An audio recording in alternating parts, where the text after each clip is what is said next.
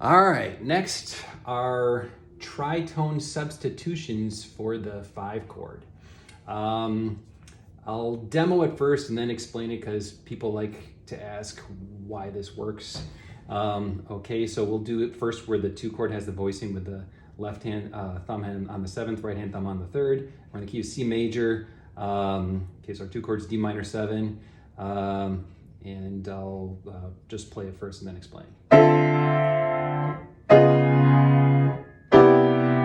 Okay, so what we're doing is we're playing the 5 chord a tritone away. So tritone 6 half steps are in the key of C major. Our 5 chord should be G7, right? So tritone away from G would be D flat. So basically they just have to play a D flat dominant 7th chord, okay? And we use the same voicing that we did for the 2 chord, right? So it's still root 7th, 3rd, 5th, and then the 9th up on the top.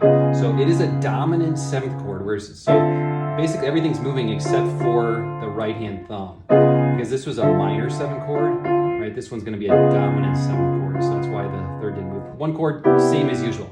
So the reason this works is because the guide tones are the same as the G7 chord. So our G7 chord was this, right?